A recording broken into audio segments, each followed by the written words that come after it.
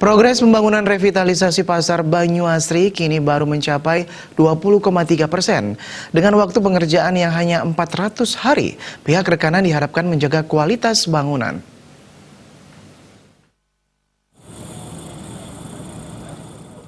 Hingga 3 Maret 2020, pihak rekanan yakni PT Tunas Jaya Sador terus mengebut pengerjaan bangunan senilai 160 miliar rupiah ini.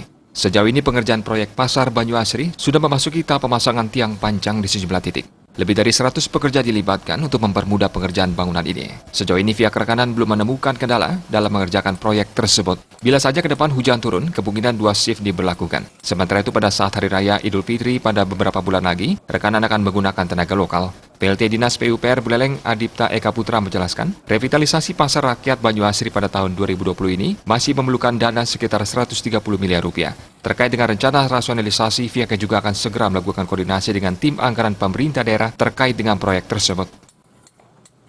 Di lapangan 20,3%, schedule-nya 17,%, jadi ada plus ini, jadi plus 3,2%.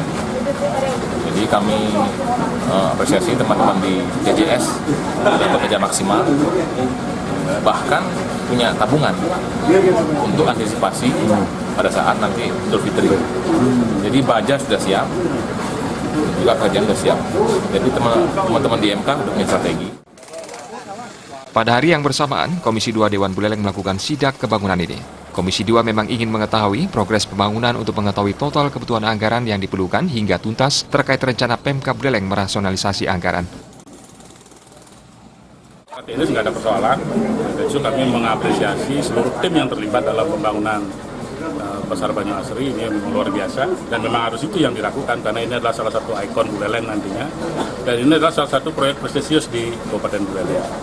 Memang benar Buleleng ini kayaknya ada kecenderungan akan terjadi rasionalisasi. Nah, berkaitan dengan itu tadi juga kami sudah berbicara dengan BPK untuk segera menghitung MC1. Manakala ada kekurangan pekerjaan yang belum dihitung kemarin itu segera diselesaikan, dikelirkan.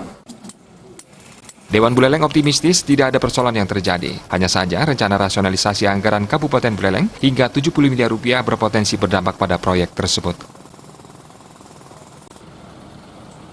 Komang Yuda, Bali TV.